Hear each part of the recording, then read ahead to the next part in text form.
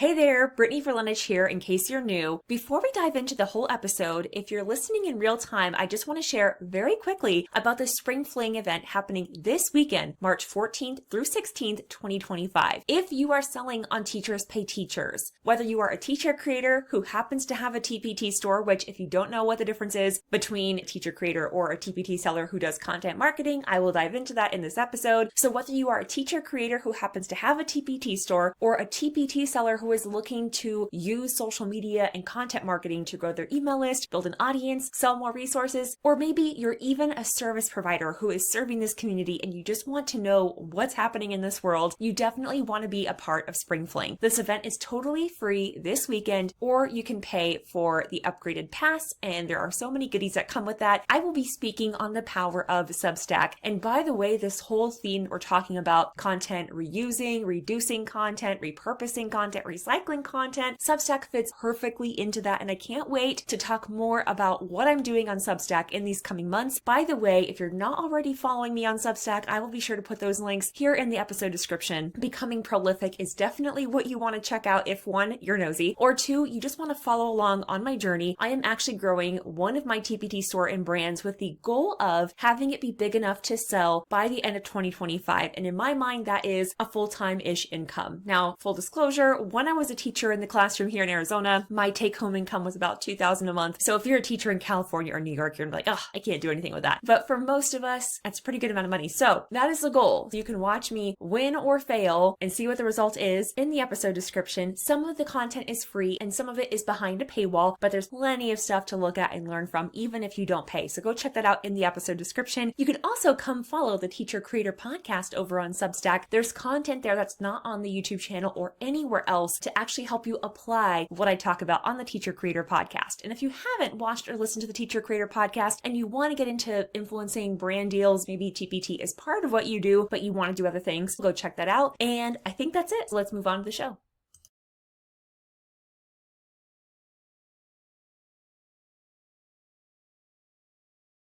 Over the next couple of weeks and months here on the Social Media Magic Podcast, I want to try to change how you feel, interact with, and create content. I even want to change how you use content a little bit. And first, we're going to talk about exactly what content is, what it's for, what we use it for, and how this podcast is here to help you get more out of your content. Hi, by the way, my name is Brittany Verlenich. I'm a content strategist, social media manager, total marketing nerd, and I'm also a creator myself. It took me a long time to be able to say that. I actually did not quite enjoy social media marketing, content creation. I thought it was a bit weird. Sometimes I still feel like it's a bit weird, but it is the world that we're in. The internet is no longer a place that we go to as it was when I was a kid, and I am almost 40 to give you some context, but now it's a place where we live a lot of the time. We're not just using the internet for fun and entertainment anymore. We're using it for research, studying, work, recreation, and even connecting with people. We are hanging out online. We're connecting with people online. And while there are so many things that we could talk about as far as whether that's good, bad, better, or worse for society as a whole, we can definitely have those conversations in the future. But for now, I want to approach it as it is what it is, but we can adjust our mindset and our response to it and the way that we interact with content so that it's not as taxing on us. So in this episode, we're first going to talk about what exactly content is. I think this will be especially helpful if you're new to my channel, but also if you're just new to content creation and marketing overall. Then I'm going to share ways that you can make your content work for you instead of always having to feel like you're keeping up or catching up or falling behind. Okay, so first let's start with what content is. It could include just about anything. It could technically even include what you're creating as your products and offers that you're selling. So for example, if you are selling printables on Teachers Pay Teachers, content could be what you're actually producing to be consumed, printed, used by your students and by the teachers. If you're selling digital products on Etsy, then the content you're putting into the actual products is still content. Even if you're running ads to a print-on-demand shop, to your Shopify store, to Amazon, you are still creating content to write an ad. So even when people tell me, oh, I don't really need any help with content marketing or content creation because I only focus on email marketing, ads, and Pinterest, I go, well, you are still creating content content on those platforms. And I would argue, even if you are just using a self-contained marketplace like Teachers Pay Teachers, you are creating content there as well, especially if you are selling notes to followers, if you are creating any sales campaigns. There are a million different ways to create content. I mean, you can even think of what we call ourselves often as topical experts, content matter experts. So content really has a super wide scope. When we think of content marketing, we have a certain product or service already, and we're trying to use different content marketing platforms so that we can find and attract our people to then buy from us. That's the overall goal, right? With content marketing. And you'll see me make a distinction here because I do think there's a difference between being a content marketer and being a content creator. Now, I would argue that every content creator should be a content marketer, and every content marketer should also be a content creator. They are two distinct worlds, but they overlap a lot. So let's first talk about content marketing, because that's going to be a lot of who listens to this podcast. If you're in this camp over here, you are a seller on Teachers Pay Teachers, you're an Etsy seller, you have an online shop, maybe you even have courses that you're selling on your website or on a Shopify store. If so, that's you over here. You are using content to grow your email list, to grow an audience and community online so that you can sell your stuff at the end of the day, right? Even me, I have digital products too, but my primary offers are services. So for example, you can hire me on Fiverr. And by the way, links in the description if you want to do that. Really great if you need a one-off project done, like a blog post, voiceover work, reels created for you, all that. But anyway, content marketers, they're using their content primarily so they can grow and attract an audience of the people who want to buy from them. And there is nothing wrong with that, right? If you have a business,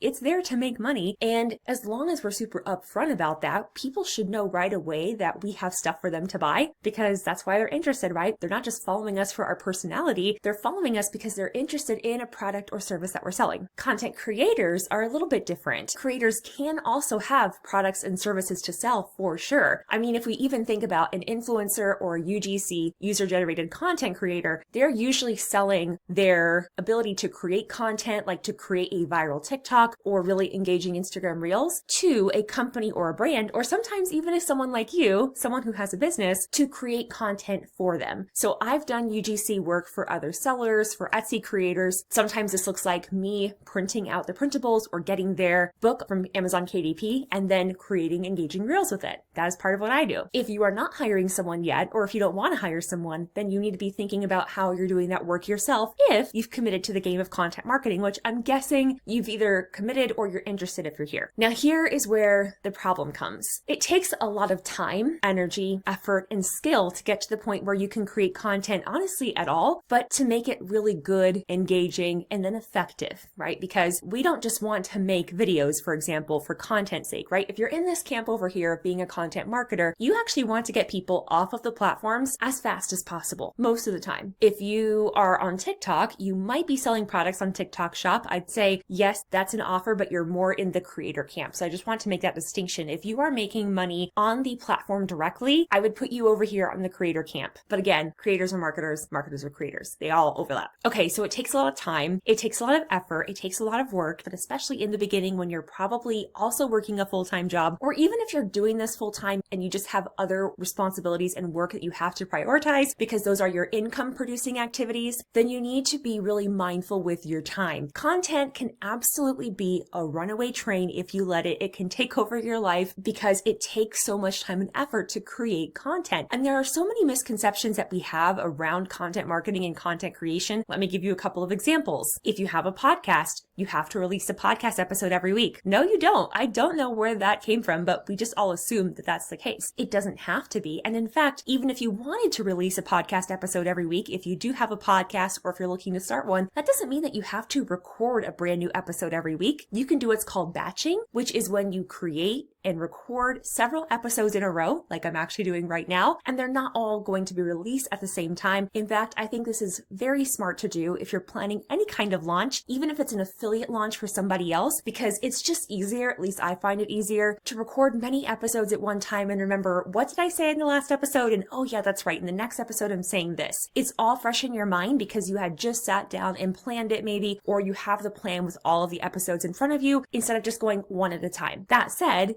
If you have to start from scratch and you want to have a weekly podcast and you can only do one at a time for now because that is what you have the bandwidth to do, then start there. But batching is especially great for anyone who is limited on time, and let's be honest, who isn't. Even if you're batching, it can still feel like a full-time job, because if you're batching, let's just say 5 episodes for easy math. Let's say each episode is exactly 20 minutes. That is 1 hour of recording, and that's assuming that you went straight through, right? If you're not doing a few retakes, if you're not putting breaks in between each episode, most likely, especially at the beginning, because you have to be doing something over and over again to get practice, you're probably going to be doing more than 20 minutes per episode, which means 2 hours can easily get away from you. And 2 hours is a lot of time if you still have a full-time job, especially if you're a teacher in a classroom. And honestly, it's just a lot of time anytime, especially when you have other things to do, because who doesn't have other things to do? And even if it doesn't take you a lot of time personally, because maybe you have more experience, it just really can feel like a full-time job, because there's always a new platform to learn. There's always a new feature or a new update to the platform. And you have people like me sharing stuff all the time. So you feel like it can be a lot to keep up with, to even know what are these platforms doing, what's working right now, what's out, what's in. It's a lot. So because it's a lot, people often can't commit, or at least they can't commit for a long time, because it's just really time consuming and even a little bit stressful, because they're not sure, is what I'm doing working? Is this worth it? Am I seeing a return? If so, what does that return look like? If you want to have, for example, a weekly podcast or a weekly live show, or you want to be someone who releases 5 reels a week just because that matches with your goals, that's totally fine. But I'm guessing that's probably not what you actually want. And the reason that you've committed to whatever that is because you think that's what you have to do in order to get what it is you actually want. When I talk to my clients, and most people who would be my clients, these are TPT sellers, SE sellers, online service providers, and business owners with shops, usually what I hear is they actually want this. And so what I have to do is this. And they're focusing on the have to do. They see social media specifically, but just content overall, as something they have to do in order to get what it is they want over here, which is consistent clients and customers and sustainable sales. That's what they really want. That's what we all want at the end of the day, right? If you're a service provider, you want a steady stream of consistent clients. If you have a product-based business, you want consistent customers and a sustainable stream of sales. Now, I do truly believe that content and community are 2 things you absolutely need, especially if it's an online-only business. And I should say online only with an asterisk, because I really do believe you're going to get the best result from whatever you do when you can bring the online offline, especially if you do have a community. But for the majority of the people who watch or listen to this podcast, you're probably going to keep everything online and you just want to make money, right? If you could, you would just create products and you probably wouldn't do anything else. And there are some people who just do that, and maybe they even could be making more money because they could have an email list or they could have a YouTube channel, but they've just decided this is my income goal. I'm able to make that alone with TPT. That's totally fine. But I'm guessing if you're here, that's not okay with you. You know that you could be making more. You want to do more. You want to have more. You just have to figure out how it's going to work with who you are and what you can do and the resources you have. So aside from batching, what else can we actually do to be able to have content creation be something that's actually sustainable, that doesn't make it feel like a full-time job for us? I'm going to shout out a few different business owners in this video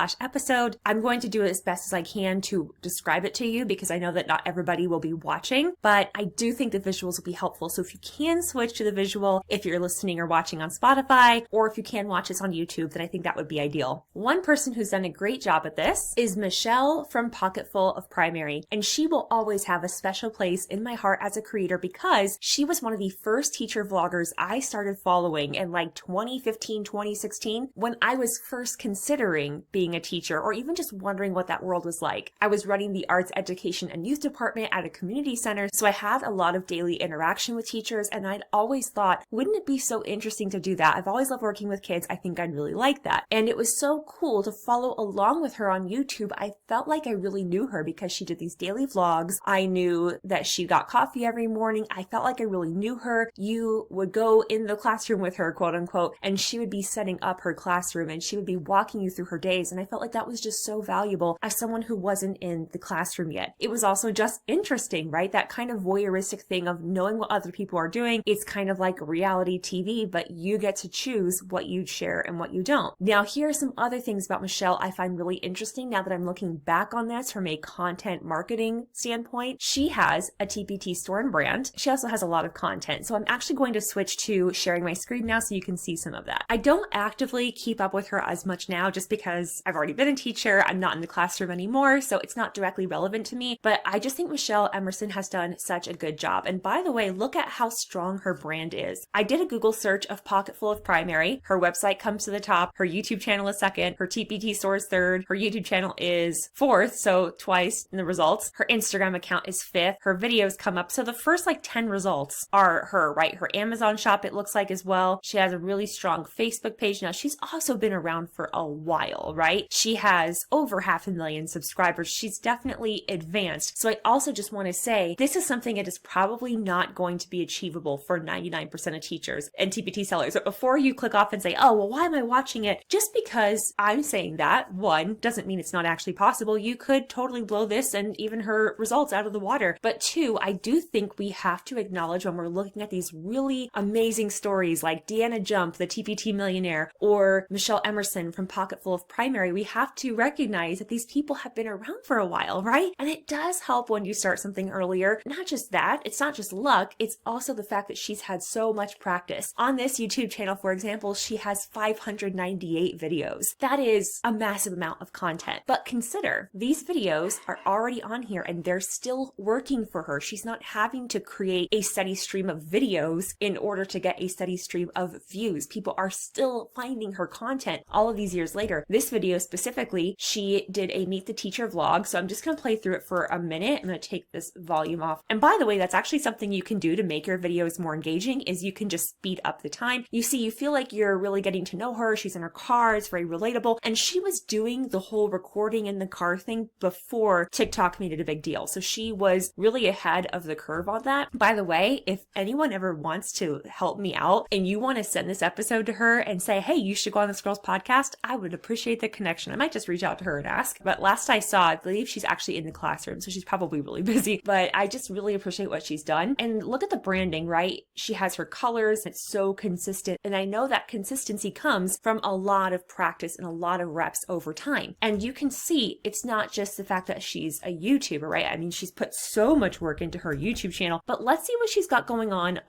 Teachers Pay Teachers as well. My first thoughts when I come across her Teachers Pay Teachers store is incredibly professional. She has an amazing cover image here. I love that she has a QR code. I don't know if you all remember, but I said this like 6 or 7 months ago, as of when I'm recording this, when the covers are first coming out, hey, put a QR code on that thing so that you can have someone take a picture and it take you to their freebie. I've even noticed, by the way, that when we're watching commercials like on Netflix shows and on YouTube, I see people using QR codes. So it's definitely a thing. It redirects me to her YouTube channel. That is her primary focus right now. So I would say, even though Michelle obviously has a very set up and established teacher business, she's also a teacher creator, right? So she's really lived in both of these two worlds, and she lives in the middle, and she's done a great job. She has 57,000 reviews, 48,000 store followers. You can tell from a very quick glance, professional and established. She has very strong branding, great covers, all of the TPT stuff. You all know this isn't a TPT specific podcast. This is about social media, but I'm wanting to show you this, that it's not just about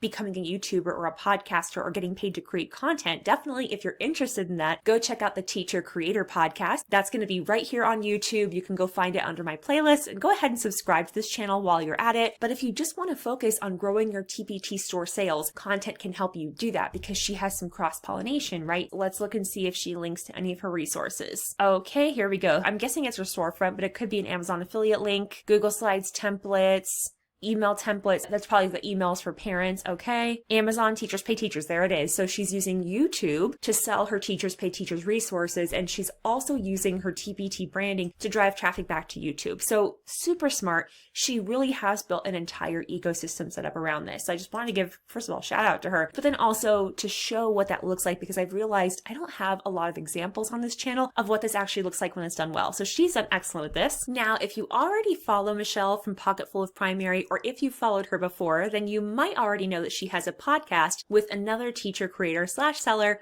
Bridget Spackman from the Lettered Classroom originally, but it looks like she actually has her branding called Bridging Literacy now. She's another teacher blogger I followed back in the day. So great Instagram, 28,000 followers there. She has 5,000 followers on TPT, which I know TPT followers aren't everything, but what it does is it gives a little bit of a nod to credibility just to show that you've been around for a while. She has over 1,000 reviews, and from a quick glance, you can see that she's selling her resources. She has a good amount of reviews, good covers, all that. But I remember her starting on YouTube, also very similar content in the sense of teacher vlogging. She has over 90,000 subscribers on YouTube, and she really focuses on her consulting work now, but I just think she does such awesome work. And if you go look at her videos, she just has such a warm and like welcoming personality. It's like that tone, even just video quality is amazing, by the way. So she's been around for a while, also very established. But let's look at a couple of other sellers. But first, I was just going to show only like one seller, but now I'm like, okay, I have to show you Aimee as well. Aimee is someone who I just really appreciate all that she's done. She grew this amazing audience on Instagram. So I'm going to show you her account really quickly. Just a quick scroll through her Instagram profile. You can see why her content has done so well. It's high quality photography and editing. It's very well branded. It's cohesive. It looks good. And obviously she shares a bit of her life in there as well, right? And it used to be very much classroom heavy. Now that she's not as much in the classroom, you can see there's more of a shift to personal content. But I mean, look at her word wall, the sub plans. Like she does a lot of work to make it really visually engaging and interesting. She has great content on there. She always has. And I know she's been doing this for at least a few years now, because when I was in the classroom, she was doing so well on Instagram and on TikTok, and she really inspired me to really get good at Instagram for teacher stuff. Another great follow if you are still in the classroom. She has her beacon set up, so you have all of her links here. And when I look at this, I can see she definitely has the teacher, creator, influencer thing down. She has a like to know it. I believe she's also an Amazon affiliate, or maybe she's in the Amazon influencer program. She definitely has lots going on. If you go on her website, it looks very clean, very professional, very beautiful. You can tell right away that she does have a teacher TPT focused business, but I know from talking to her that she's done work for other brands too. So influencer, content creator work. And when you go on her Teachers Pay Teacher store, you're just like, wow, professional, beautifully branded, nice, clean photography. She's worked a lot on her covers. Like she is professional, right? Over 20,000 followers on TPT, over 10,000 reviews. You know her business is established. So the reason I share this is because first, I want you to know you can use content to grow your audience, get more sales, and market your products. And I know there are so many thoughts out there about marketing, and I do want to address them for a second. So first of all, if you only have, say, 5 products in your store, or if you've just started on TPT like 2 months ago, I will actually not be the person to tell you that you shouldn't go out and create an Instagram account or a TikTok account, because I think it's really helpful to have a customer base and to start building it now. If you talk to anybody who has built some kind of audience, if you ask them what they wish they would have done differently, they're probably going to tell you, I wish I would have started sooner, right? Because then you are actually talking to people, you know what it is you want to say, you know what you want to focus on, and then you also have an idea of exactly what it is you want to sell and create before you go and create or list products. But many people come to marketing once they've already created the products and offers, and that does give you a lot of data, which is great, but then you have to find product market fit. Who is going to buy this stuff that I already have? Whereas when you build a community first, that's why I keep going back and forth, content marketing, content creation. When you build a community online first, you can ask the community, what is it that they want? And that was my experience, right? I had a Facebook group of a few thousand people by the time I started on Teachers Pay Teachers. So I was able to make pretty good money on there pretty quickly. And when I say pretty good money, we're not talking full time. We're talking a few hundred a month, right? But I know so many TPT sellers who have been at this for months or years, and they still haven't cracked $100 per month on TPT. You can definitely get there. You can definitely get there with marketing, and it doesn't have to be YouTube specific. That's why I also wanted to show you what Aimee does, because you can also have a content first approach. And if you haven't watched or listened to it already, definitely go into the podcast app, or if you're watching on YouTube, go into the Social Media Magic podcast playlist and find the episode with Grace, because we talked about how she's building an amazing teacher business, selling her resources on TikTok. Okay, so we've talked about what content is and the types of content that could include. We talked about the difference between the content marketing model, where you are a seller or business owner first, creating content to grow your email list, build a community, all that, and being a teacher, creator / influencer. And I'm going to be bringing this up a lot because I really do think I have both groups of people in my audience now, and I want to make sure I'm talking to both of you so that you know what is for you. But I do just want to say again, another plug for the Teacher Creator Podcast. If you want to get paid by brands, if you want to get free stuff, go on free trips, things like that. Like, you do need to build an audience for that. But even if you don't want to do that, or you don't don't care about that. You do want to be using what a content creator does, using their skills, building the skills they have, or hiring those people to grow your audience over here. Okay, so we talked about all that, and I've given you a couple of tips already. One of them was batching, but another way that you can make it so that content isn't super overwhelming for you is through automations. I have really been on a major automations kick for the past couple of years, but especially the past 7-8 months, I've been on a major kick with it. I've been getting really into Zapier, Make, ChatGPT. You can have a lot done, by the way, without hiring